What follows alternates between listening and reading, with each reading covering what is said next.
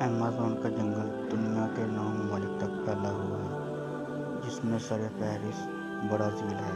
اس کا کل رقبہ 55 لاکھ مربع کلومیٹر پر محیط ہے، جبکہ پاکستان کا رقبہ 7,95,000 مربع کلومیٹر ہے۔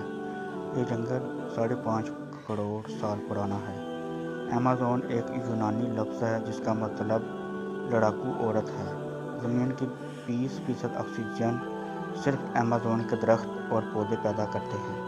دنیا کے 40% جانور، چرند پرند، حشرات الارض ایمیزون میں پائے جاتے ہیں۔ یہاں 400 سے زائد جنگلی قبائل آباد ہیں۔ ان کی آبادی کا تخمینہ 45 لاکھ کے قریب بتایا گیا ہے۔ یہ لوگ 21ویں صدی میں بھی جنگلی سٹائل میں زندگی گزار رہے ہیں۔ اس کے کچھ علاقے اتنے گھنے ہیں کہ وہاں سورج کی روشنی نہیں پہنچ سکتی اور دن میں بھی رات کا سما ہوتا ہے۔ یہاں ایسے زہریلے حشرات الارض بھی پائے جاتے ہیں کہ اگر کسی انسان کو کاٹ لیں تو وہ چند سیکنڈ میں مر جائے۔ ایمیزون کا دریا پانی کے حساب سے دنیا کا سب سے بڑا دریا ہے۔ اس کی لمبائی 7,000 کلومیٹر ہے۔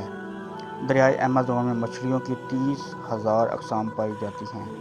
ایمیزون کے جنگلات میں 60% جاندار ایسے ہیں جو ابھی تک بے نام ہیں۔